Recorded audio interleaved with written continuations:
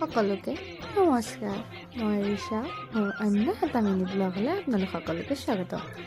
এয়া আজি যিহেতু উৰুকা, পাপাই মাছ আনিছিলে, মাছ ফ্ৰাই কৰি লৈ পেলাই লাঞ্চ কৰিলোঁ। লাঞ্চ কৰি ৰাতিলৈ ওলালোঁ। আজি যিহেতু উৰুকা ভোজ খাবলৈ জেঠাই ঘৰত মাতিছে। তাৰপিছতে গ'লোঁ, গৈ মেলি এয়া আইতাৰ ওচৰতো সোমাই আহিলোঁ। যিহেতু বিহু তেওঁ ভিডিঅ'ত লাগল লাষ্ট এয়া দেখি যিহেতু ইমান অকণমান খাইছোঁ, কিনো দেখাইছোঁ, কিন্তু এয়া হৈছে আইতাৰ মৰম, খাব লাগে মানে উৎপাত। তাৰপিছত এয়া জেঠাই ঘৰ পালোঁগৈ। এয়া বনি আছে মাটনৰ মাষ্টাৰ চেফ আজি হৈছে মোৰ ডাঙৰ মামা। তাৰপিছত এয়া তন্দুৰী, তাৰপিছত এয়া পনীৰ টিক্কাও বনাইছিলে। তাৰপিছত এয়া একদম মোৰ প্ৰিয় বস্তু লাই শাকৰ লগত গাহৰি বনি আছে।